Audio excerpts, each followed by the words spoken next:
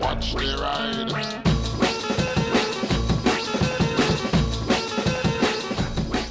Hey everybody, something a little different today. Can any of you guess what this is? Go on, pause the video, give a guess at this point. I'll give you one more clue.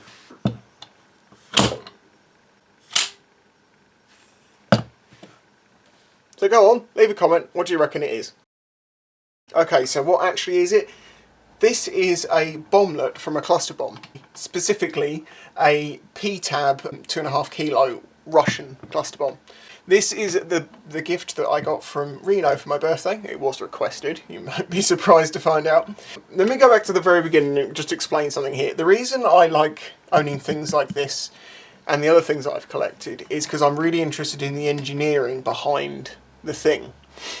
Even though its end purpose is pretty disgusting. I'll go into why these are actually illegal under the Geneva Convention, I believe it is. Well, a cluster bomb, if you don't know, is you have a large bomb casing which has got lots and lots of these in it. There's lots of different designs. There's some that look like balls, some have parachutes on them, some have all sorts of different things. But they sit inside like that, then it breaks apart or blows open. These are released into the air, these fall down, then obviously gives it drag and makes it come down like that, because there's a reason why, because this is a dual purpose one, I'll get onto that in a minute. And then it just basically explodes, and if you'll notice, like with a grenade, grenades have got that sort of textured lines on it, but some people think that's for like grip or looks. It's not, it's for fragmentation. So when it explodes, those little cubes break off and they do all the damage.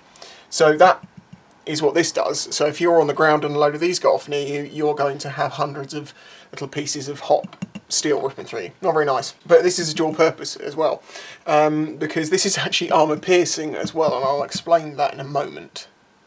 So that's what a cluster bomb is, and what a cluster bomblet is. It's the actual, it's a sub-munition. It's basically the thing that actually explodes from the main thing. This exact one is Russian. It's called a PTAB 2.5 kilo. I don't know if that's because it had 2.5 kilos of explosives in it, or if the whole thing weighed 2.5 kilos when it was together. Because you don't need a huge amount of explosives in one of these. But it's got some markings on it. Zoom in.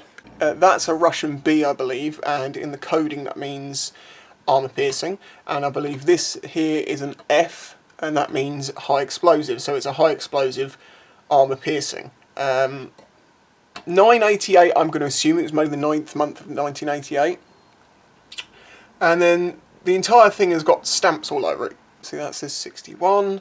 There's a 30. There's 30 there.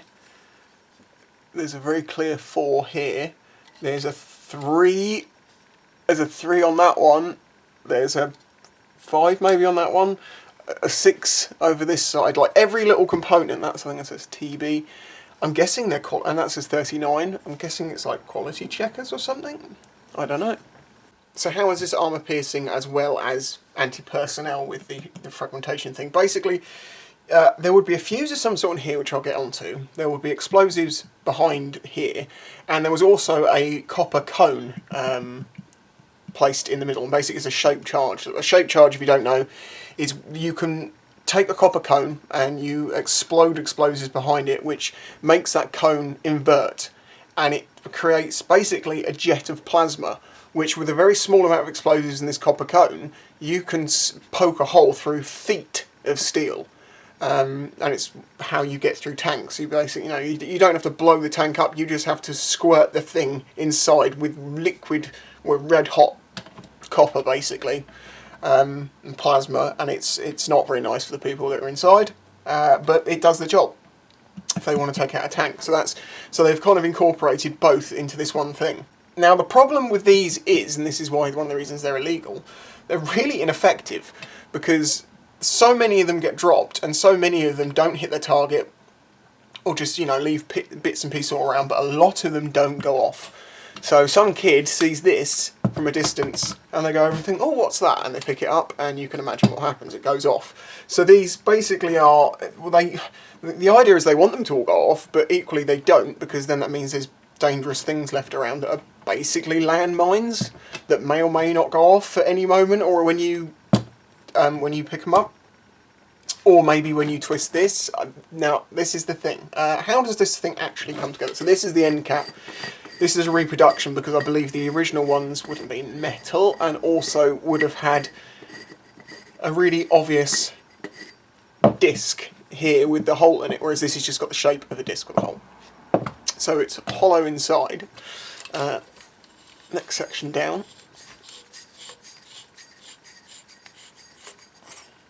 is the actual body of it, and you can see that is just hollow. And you can sort of see the gap of where the shaped charge would have sat, I assume. Then inside here there's this small fitting, and I was thinking, well, how does this arm? Because some of them arm by spinning, some of them arm by doing different things, and I thought, well, it must be this. This must, you know, as it goes through the air, this gets twisted so many times that it sets the fuse, and this will go off when it hits the ground. But I've actually poked something in there and shone a torch in there and spun this, and there is nothing in there that I can see that connects these two together. In fact, this is just, if you look, it's got like threads holding it in. They're glued threads. I don't know why they stick out like this. I don't know if that's balanced, but it's got so much wobble in it, it can't be for balance. But as I say, there seems to be no connection between the inside and the outside as to how that would have any effect on setting the fuse. So I don't know how this thing has a fuse. That's the one thing I can't get my brain around. And these fins, I thought maybe they were involved, but in fact they are completely external, being they're just sort of cammed with this cup that holds them in the spring. But there's no internal movement when that pops. So as I say, I can't actually work out how this thing arms. I can't find any diagrams or any explanations as to how it arms itself. That's the thing that's really bugging me, because, you know, I'm interested in these from an engineering point of view, but I don't understand how this arms. Because nothing, I was so sure it would have been like a little thing in there that it just clicked into and it would have spun and broke it, but there is no visible surface in there that moves. I don't think there's a gap between there and this. I think this is just as is on the back. Maybe in that spinning itself, it's a bit of inertia that can keep it a bit straighter as it's falling. But I would have thought these fins are going to have more effect on that than that little spinning thing. So yeah, it's a very interesting, yet horrible device. I really like it. It's a very interesting thing to own. But its very existence as a weapon is kind of disgusting.